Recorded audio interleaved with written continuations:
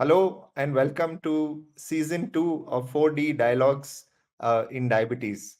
Today we'll be covering our 22nd episode. It is a very important milestone for all of us dealing with diabetes. It is important for us to educate ourselves and to discuss how we are managing diabetes on a day to day aspect. Today we have our distinguished speaker, Dr. Virendra Patil. He is a renowned medical professional with a good academic background from doing his MD and DM. He has studied his endocrinology from Seth GS Medical College and KM Hospital, Mumbai. He is working as an consultant endocrinologist at Dr. Planet Clinic from Thane, and he also is he's the university topper in his DM. And he's also when he has done his entrance exam, Dr. Virendra has got first rank in his medical entrance as well. So he's a very accomplished uh, academically oriented individual, and I think he's the right person for us to discuss this important topic about diabetes and diabetic kidney disease. Over to you, Dr. Virendra. Yeah, thank you very much sir, for the kind introduction, and we can have the presentation now. Yes, so today I'll be discussing regarding diabetes and chronic kidney disease. So, if you look at the prevalence of diabetes in India, we all know that we are kind of a diabetes capital of the world, getting closer to becoming that. The prevalence of diabetes in Indian adults who are more than 20 years is 9.6%. So, out of every 11 normal-looking adults is having diabetes. That is very concerning because diabetes, with long-standing diabetes, when it is not very well controlled, will lead to multiple organ complications, both microvascular and macrovascular. And if you look at the total number of people who are living with diabetes, over 53% of the adults or living with diabetes are still undiagnosed. That is quite alarming number. So, as a healthcare provider, we should be dealing with this, and more number of patients should be diagnosed at the right time. So if you look at the total number of patients having chronic kidney disease, out of them, the 44% patients are having chronic kidney disease because of diabetes related complications. That is called as diabetic kidney disease.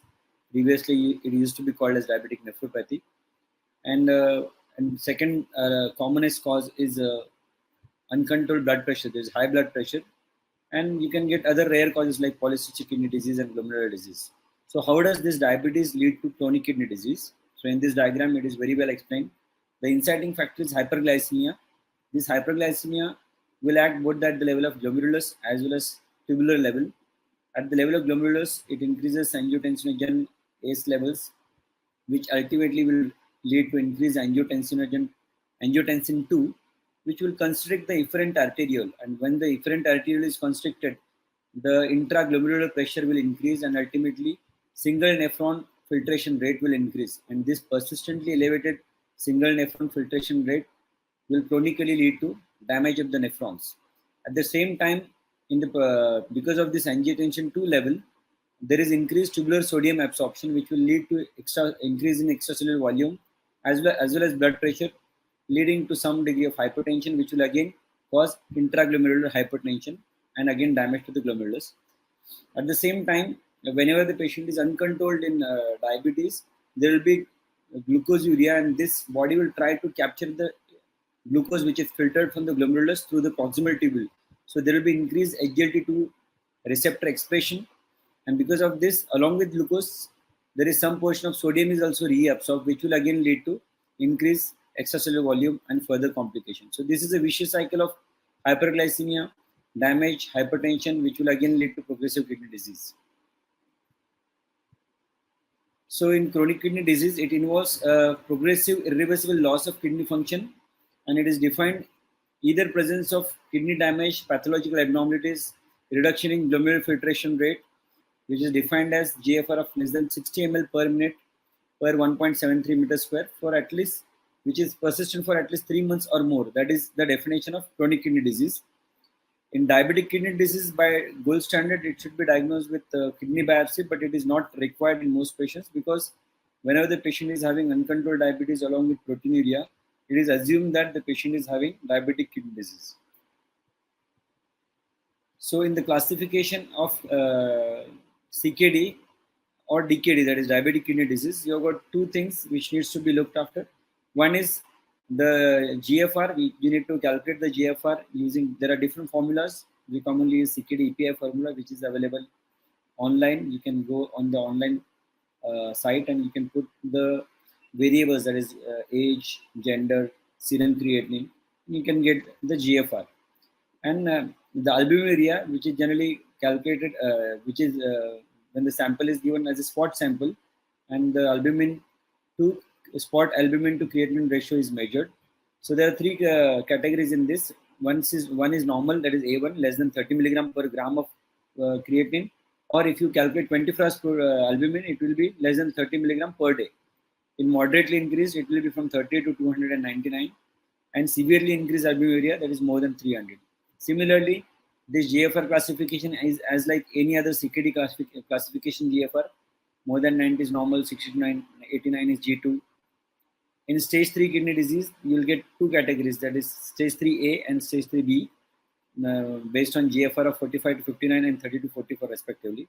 And when there is less than 15, it is called as ESRD, and most patients will require renal replacement therapy in such patients. So why this is important? Because if the GFR is mildly reduced, or if there is mildly increased proteinuria, that is up less than 300, in such patients, you as a endocrinologist or diabetologist can manage on your own.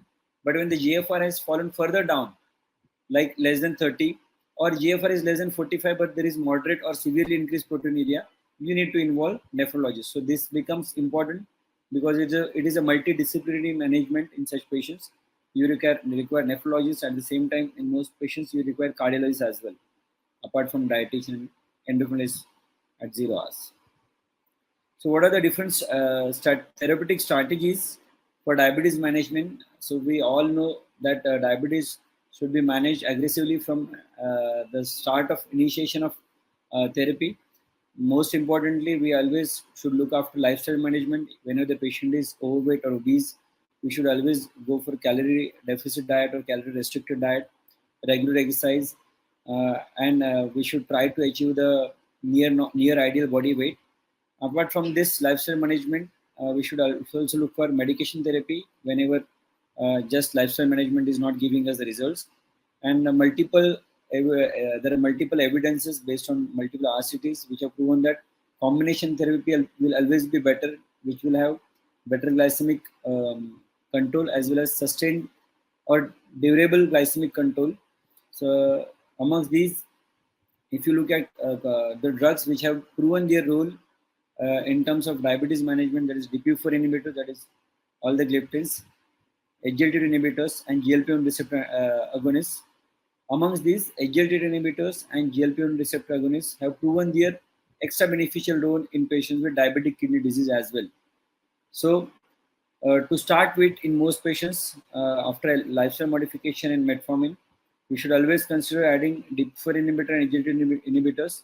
In patients with DKD, when the GFR is, we'll discuss about the GFR, how to monitor the GFR and how to change the drugs based on the GFR. So this particular combination of SGLT2 inhibitor and DPP4 inhibitor, which is a fixed drug combination available in the Indian market, it is a suitable option for Indian type 2 diabetic patients for multiple reasons, because this combination will lead to rapid and sustained glycemic control, because SGLT2 inhibitor is going to lead to some degree of weight loss, which will improve insulin resistance, and definitely the sitagliptin component will improve the beta cell function. At the same time, it will suppress the glucagon from the alpha cells.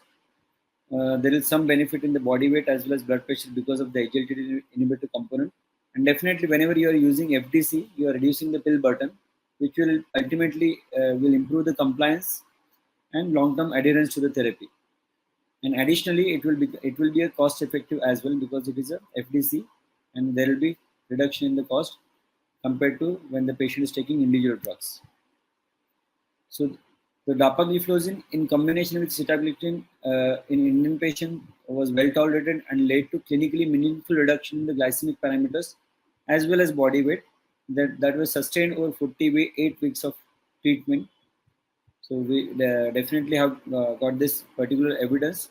If you look at HbA1c reduction was to the tune of zero point 0.6, zero point 0.4 to 0.6% when the patients were given this particular combination, and at the same time there was significant HbA1c reduction as well. So if you look at the molecular mechanisms, how these drugs act and how they are mutually, they will act mutually and give the maximum benefit when they are used together. For example, SGLT2 inhibitors, we know that it increases the glucagon secretion, but at the same time, if the patient is given DPP4 inhibitor like sitagliptin, it is going to suppress the glucagon secretion and it will be counteracted. So this adverse effect of SGLT2 inhibitor is neutralized by DPP4 inhibitor. And additionally, we know that SGLT2 inhibitor, by causing urinary glucose excretion, it will lead to better glycemic management, and ultimately it will lead to betterment of glycemic control, reduction of glucotoxicity, and ultimately glucose toxicity related insulin resistance. And ultimately, we all know that these SGLT inhibitors are proven their role in terms of cardiac benefits and renal benefits. Regarding DPP4 inhibitors, they are cardio safe. They don't cause any exacerbation of cardiac events, even if they are used in high risk patients with cardiac high risk cardiac patients, like those, especially those patients with diabetic kidney disease. Even these patients, DPP4 inhibitors are proven to be safe, and they have got extra additional benefit of reducing the oxidative stress and increase endothelial function, which has got additional benefit in patients with diabetic kidney disease. And additionally, they are weight neutral. So at one one side, SGLT inhibitor is leading to some degree of weight loss, and DPP4 inhibitors, they work in glucose dependent fashion without causing any hypoglycemias, and by the virtue of being weight neutral, they are the ideal combination drugs to be used in patients with diabetes, especially diabetic kidney disease. So benefits of SGLT inhibitors are through multiple mechanisms. So if you look at the kidneys, it decreases the tubular-glomerular feedback, and that is why there will be dilatation of efferent arteriole. That is the reason it reduces the intraglomerular pressure. At the same time, it decreases the oxidative stress and decreases fibrosis, ultimately reducing the progression of reduction in GFR and worsening of proteinuria. At the level of pancreas, it has the tendency to increase glucagon, but when it is used in leptins, this action will be nullified. At the level of heart, it reduces the arterial stiffness, decreases the plasma volume. That is the reason it decreases the pre and after load. Ultimately, reduces the risk of heart failure and cardiac mortality in most patients, especially those with established atherosclerotic cardiovascular disease. And it has got beneficial roles at the level of liver as well as lipids.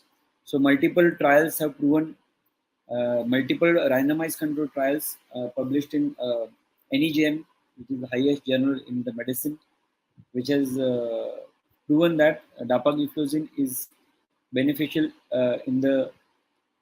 it reduces the decline in the EGFR in at least 50% patients, and death from renal or CV causes when used in diabetic kidney disease patients. Also, it has got a beneficial effects in terms of cardiovascular morbidity. That is, it reduces the percentage of patients having heart failure. So how to adjust the dose? So whenever the GFR is less than 50, we should reduce the sitagliptin dose. The maximum dose will be 50 milligram only. And when the GFR is less than 30, we should reduce the dose of sitagliptin to 25 milligram once a day. So rather than using linagliptin, which is also known to be safe in patients with diabetic kidney disease, you can use half or 1/4 dose of sitagliptin in such patients. Regarding dapagliflozin, initially the drug leaflet used to mention that they should be used in patients with GFR of more than 45. But now with the current evidence, we can initiate the dapagliflozin even in the patients with GFR of as low as 25 or more.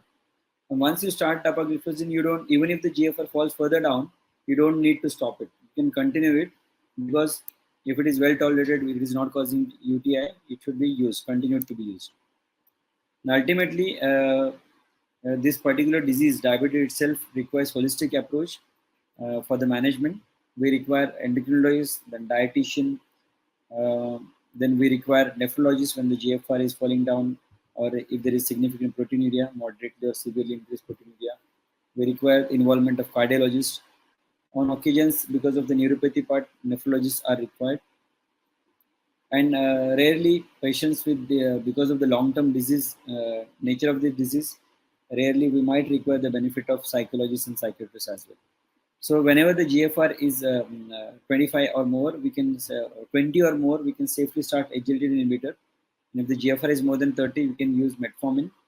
And even GLP-1 receptor analogs, that is liraglutide, semaglutide, have been proven to be beneficial in patients with diabetic kidney disease. We can use these particular drugs.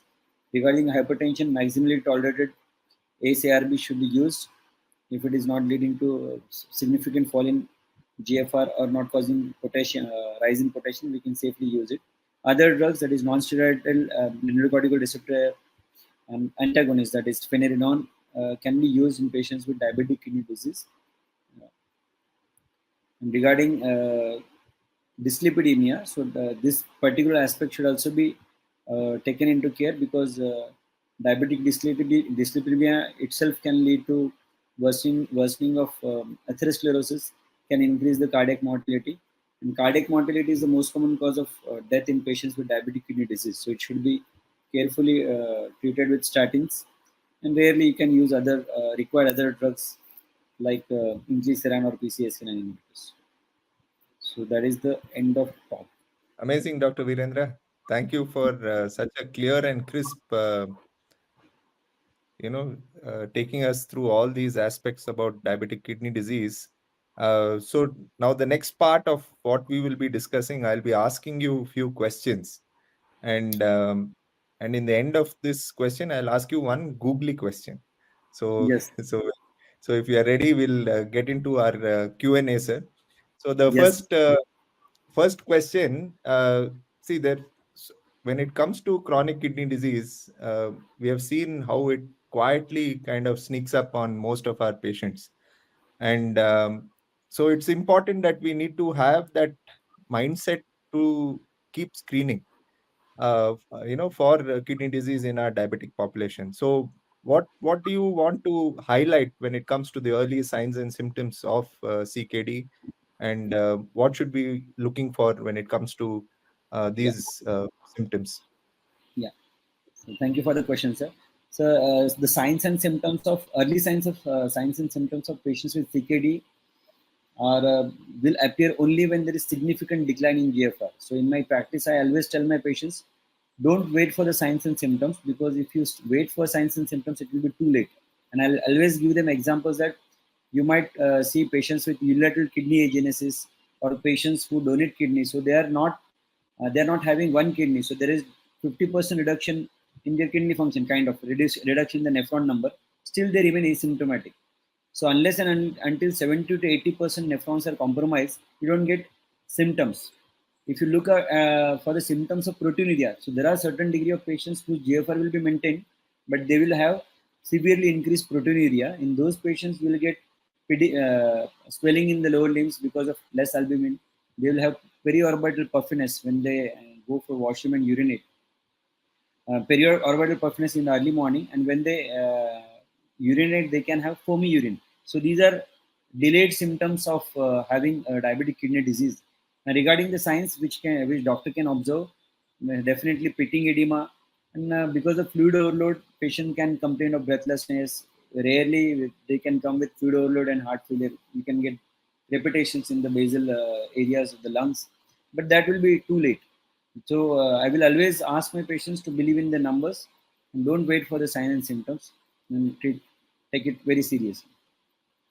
uh, and keep screening early. I think that is the and Yeah. not So, ignore and at ignore least we should get serum creatine once in a year, urinary albumin to creatine ratio spot sample at least once in a year.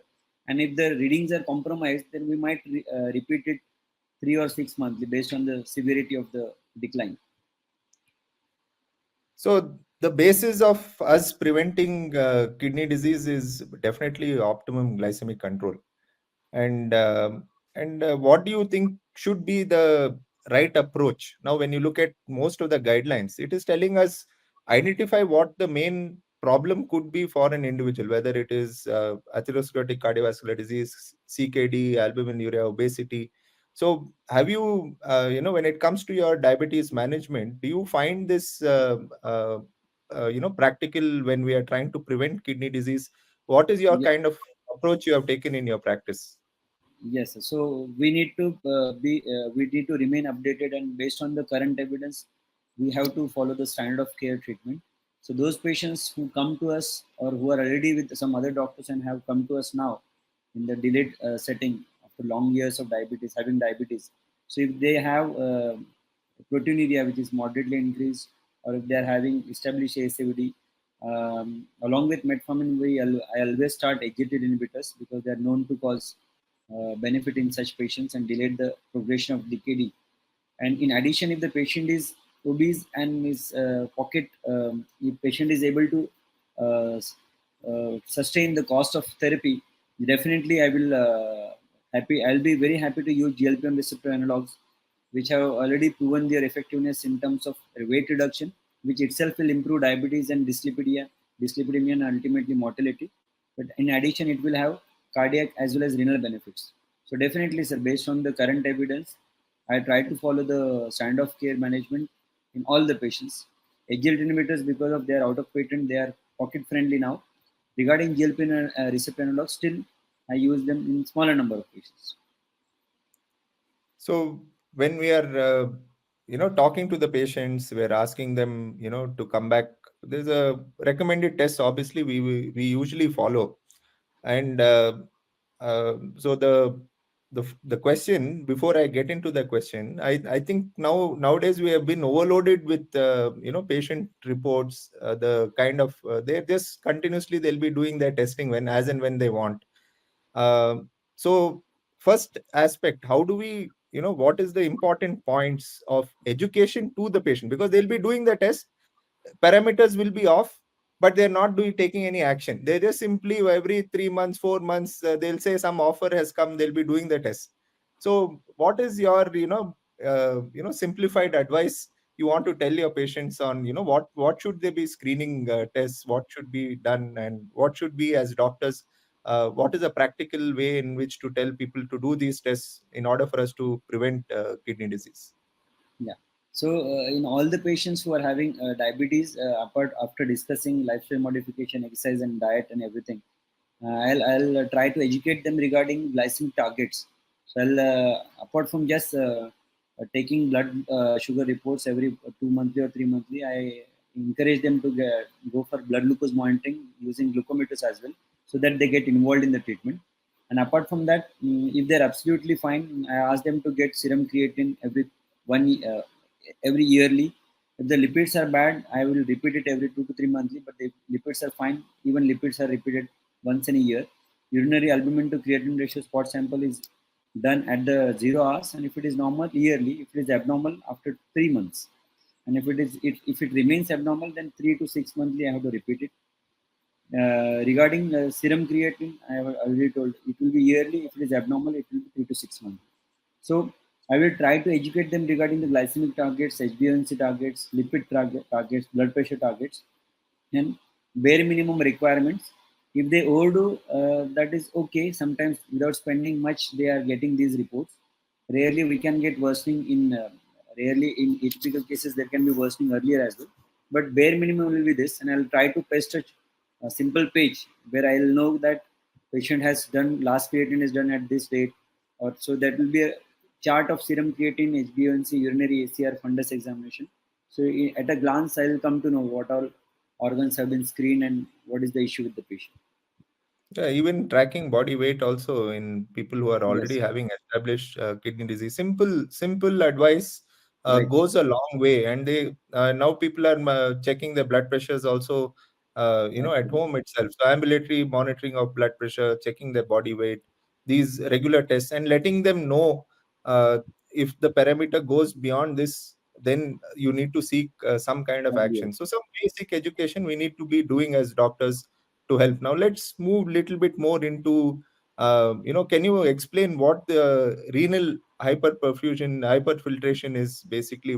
How does it contribute? When the initial disease of CKD starts, now how is this a contributing factor? um, where is the link? Sometimes they can predispose with heart failure, and then that could lead to this. Sometimes there is some other changes that can happen. So how can you explain this concept of renal hyperfiltration, and why is it a critical concept, you feel? So if you look at kidney, we have got around 1 million nephrons. So if you look at individual nephron, so it is a functional unit of the kidney. It is taught in our medical school. So if you look at the glomerulus, there is afferent arteriole and efferent arteriole, and the blood is coming through afferent arteriole and going through efferent arteriole. And the velocity of blood or the flow of blood through these two blood vessels will decide the pressure inside the glomerulus. So what happens in diabetes? There will be dilatation of afferent arteriole because of production of nitric oxide, prostaglandins, angiotensin 1 to 7. This is one part. And insulin deficiency or insulin resistance itself will also lead to little dilatation of the afferent arteriole. So more and more blood is entering glomerulus. At the same time, because of the glucosuria, body will try to hold back the glucose. So in the proximal tubule, there will be increased SGLT2 receptor expression. Along with glucose, lot of sodium is reabsorbed, and there will be little less sodium delivery to the distal tubule. And in the distal tubule, there is an organ called as macula densa, which senses what is the percentage of sodium in the tubular fluid. And whenever there is less sodium in the tubular fluid, it will tell the body that I am getting less sodium. Probably the nephron is not getting enough blood, and it will dilate the afferent arteriole further. So that is called as tubular reflex. And because of this, there will be increased afferent arteriole dilatation. At the same time, in patients with diabetes, RAS system is activated. So RAS system activation will lead to more production of angiotensin 2. And this angiotensin 2 will cause the constriction of efferent arteriole. So more blood is coming through afferent arteriole, but less blood is going through efferent arteriole. That is the reason it will lead to intraglomerular hypertension. And this, because of intraglomerular hypertension, there will be more filtration through the glomerulus, and it is called as hyperfiltration. So if this is sustained over a period of time, there will be dysfunction of the filtration apparatus. There will be thickening of basement membrane, damage to the endothelial cells, and because of this cascade, it will lead to inflammation. High glucose will also add on to the inflammation, and this inflammation will incite the inflammatory cytokines, production of TGF beta, which will lead to fibrosis. So fibrosis and inflammation first initially will start at the level of glomerulus, but eventually it will involve the tubular interstitial space as well, leading to worsening of CKD, because individual nephrons will get damaged. And when the individual nephrons are getting damaged, the rest of the living nephrons will get overburdened with the work. Already they are having hyperfiltration, and they will be overworked. And so initially the decline will be slow. Once the significant damage happens, the decline will be faster. So this is the concept of hyperfiltration. So in the past, when we were looking at anyone with albuminuria in general, and in the early stage of CKD, we used to use AC, ARBs, and tell them optimize glycemic control. But we were not seeing that kind of response. I don't know if you agree with me on that point, but when we talk about SGLT2, the kind of uh, progress that we have made when it comes to protecting the progression of any of diabetic kidney disease, it has made a difference. And so how do you want to position the management of diabetic kidney disease with all the molecules that we have for diabetes management, Yes, sir. So especially focusing on SGLT2? yes, sir. So in patients with diabetic kidney disease, which is defined as GFR of, it can be either of them. Some patients, some degree of patients will not have proteinuria. Their albumin to creatinine ratio can be absolutely normal. Just their GFR goes less than 60. Even that is called as diabetic kidney disease. And most of the patients with diabetes will have some degree of elevated albumin to creatinine ratio, at least more than 30 to 300 or more than 300. So whenever I encounter such kind of patients, I will always try to control their blood pressure to the target of less than 125 and 75 or 80. I will restrict the salt intake, optimize the glycemic control, and always add SGLT2 inhibitors whenever there is not significant side effect related issues. For example, complicated UTIs or previous history of recurrent cystitis. If I don't have such history, I will definitely start at 0 hours. Along with this, I will also add ACE or ARBs, which are also known to. There is very strong evidence that they will reduce the decline in the GFR. So ACE ARBs along with SGLT inhibitors, optimal glycemic control is equally important. At times, we have seen in our clinical practice, patient is having proteinuria, patient is having decline in GFR, patient is on SGLT inhibitors and ACE ARBs, but the glycemic control is haywire. HbA1c is 8, 8.5. So that becomes the corner. So that is the primary target. At the same time, the other targets to be managed. And whenever I encounter such patients, salt restriction also has a very significant role in patients with DKD, because eventually they will have hypertension and they will have worsening of hypertension. So lesser the extracellular volume to the optimal degree, it will be better. So I'll try to reduce them the salt intake as much as possible. Definitely, diet, protein intake, and lipid parameters have to be optimized as well, sir. Yeah, with the use of SGLT2, but again, there is probably around 10 to 15% the tolerance level, the effects, side effects that they will UTIs, have with the yes, molecule. I usually, if the treatment, I mean, if the symptoms are mild, I treat the whether it is a mycotic infection or a UTI, you treat that and then continue to use these molecules. You know, you reinforce them.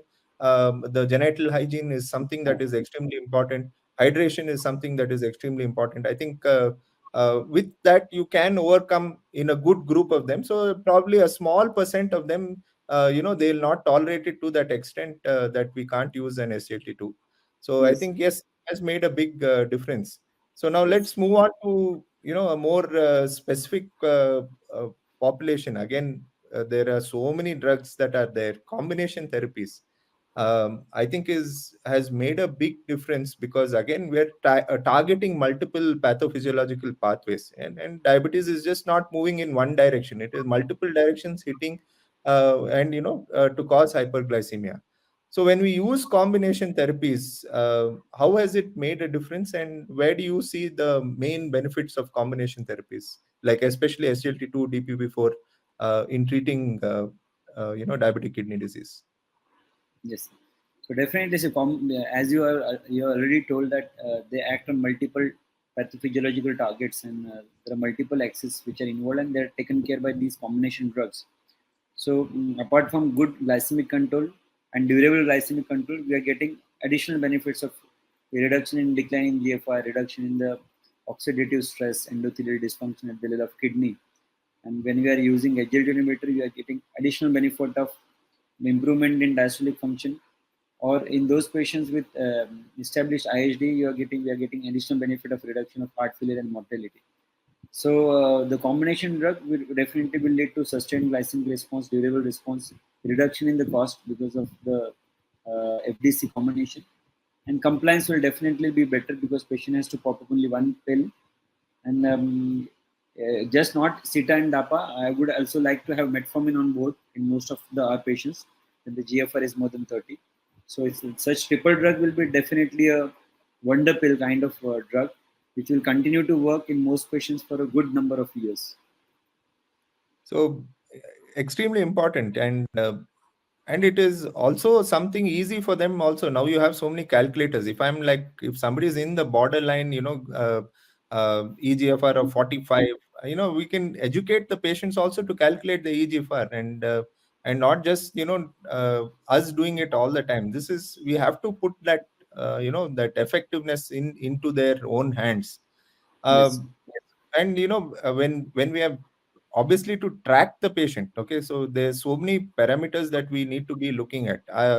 So what I have found with SGLT2 and DPP4 combination, we are reducing that variability quite often. When they're checking just their SMBG, we are missing so much of the variability that is happening in them. So, using CGM or anything else, any other biomarker you have found useful in your clinical practice, like testing wise, what should you think should be the right approach, to track these patients, for us to help them manage them better? Yes. So regarding biomarker, as I told earlier as well, I would like patients to uh, do blood glucose monitoring on their own, so they are involved in the treatment. At the same time, we are understanding the glycemic variability part as well as glycemic control part. Apart from this, the routine biomarkers, we all know that we need to get a fasting post meal and HbA1c. We should target HbA1c of 7% around that. Creatinine, which should be done annually, and if it is less, it should be done 3 to 6 monthly, and we should calculate GFR based on that.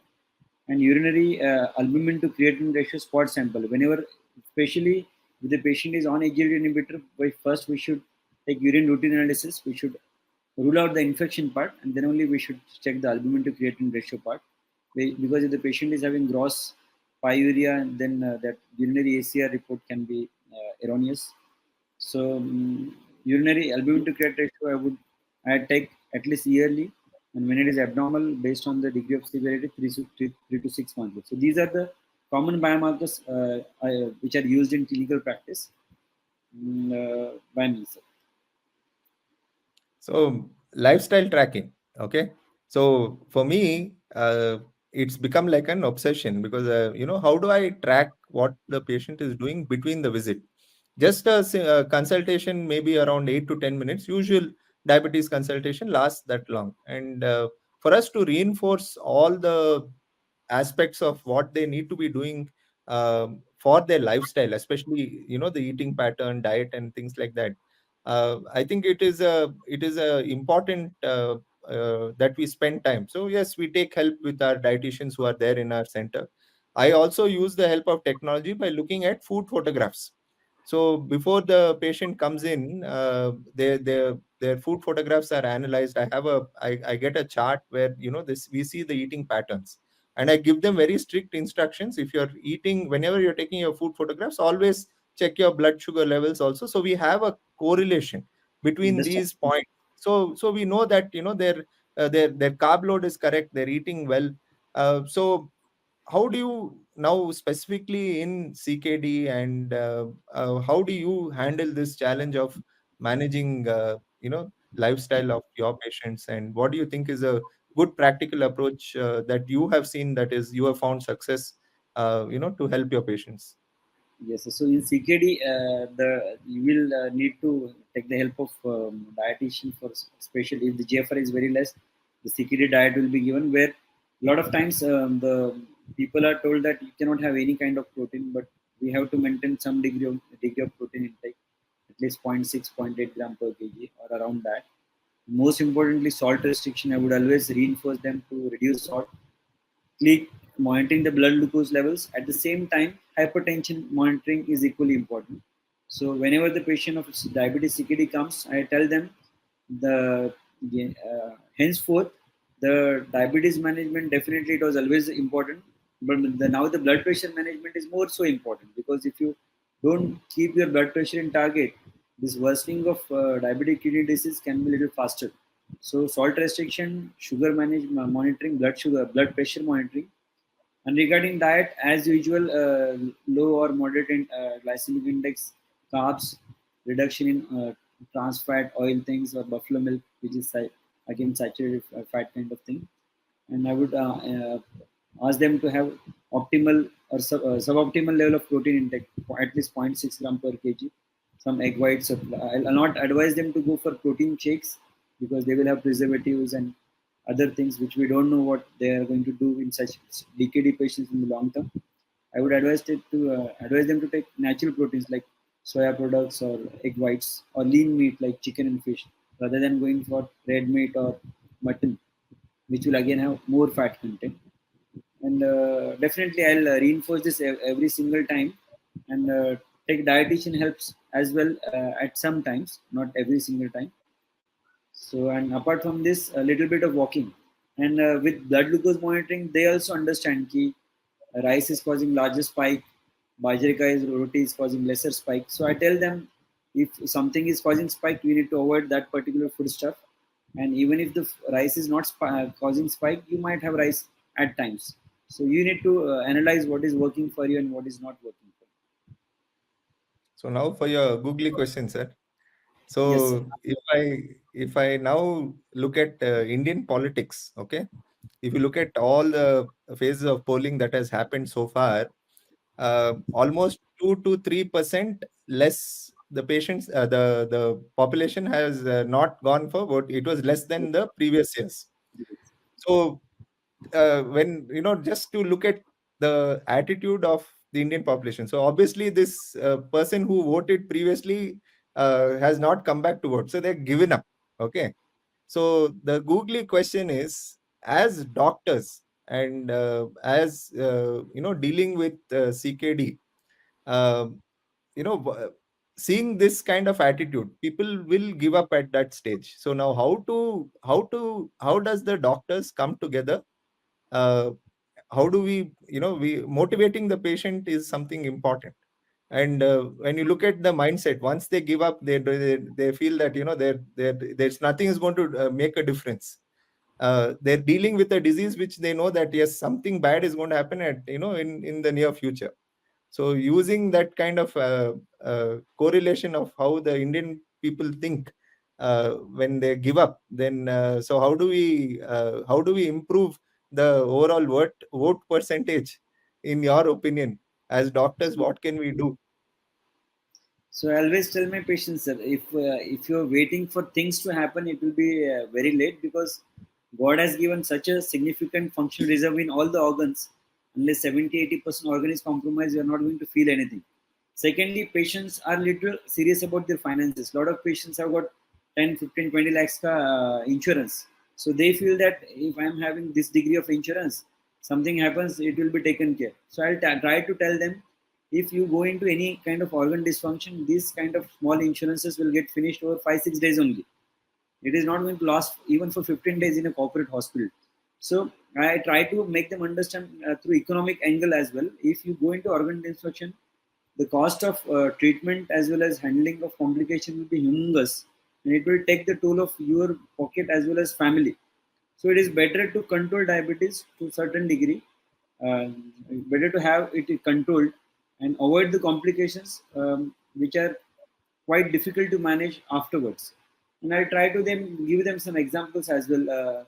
Those patients who had some diabetic complications in their near and dear ones, or some for hypothetical examples or such examples which I have seen. For example, if a patient comes with some amputation, then I would try to give example to other patients. This is the result of uncontrolled diabetes. And I use statistics as well. For example, it is already known that the most common cause of permanent blindness in the world is diabetic retinopathy. Again, the significant cause of end-stage renal disease requiring dialysis is diabetic kidney disease. So all these numbers are everywhere in the world. So based on, I'll try to make them understand. It is tough in some patients; they will not realize, but I'll try my side, and I'll try to motivate one of their family members who can have impact on that patient's attitude. So taking into confidence of some near and dear one is also equally important. And if nothing is working, then I'll tell them, if not for yourself, please get treated for your wife and kids. So that is the last statement which I make. If even after doing everything, if the patient doesn't listen, that is very tough for the patient. Very true, sir. I think, see, once they go into the dialysis phase, cost becomes so much Humongous. that they start to ignore, their other specialty follow-up visits. And so Yes. what we have incorporated again in our center is we see them, all these dialysis patients get their screening done for free, whatever, and whoever needs it, we intervene as and when, because they're coming 3 times a week to the hospital. They don't have the mind space that, okay, look, I also need to be looking at my other parameters as well. I can't just keep doing this and think that everything else will be taken care of, because again, their whole week is spent 3 times or 4 times in the hospital because of the dialysis. And so we screen, we make sure that in the dialysis unit, the staff who's monitoring them, managing them, they let us know so that we can interact and counsel the patients during the such visits. Again, we don't want them to come to that level. Coordinating at an early stage, letting them know the risks, and obviously you mentioned the costs also. Once you clearly explain, then that motivation comes in, and they don't give up. I think that is an important point for us to always give hope to our patients, and give them that fighting capacity to deal with any challenge. So, Dr. Virendra, thank you. This was a very, very amazing way in which you have explained all these points, and thanks for spending time with us Thank you today. very much. Thank you, Uh, sir. Thank you, sir. and thank you all for your patient listening. Thank you.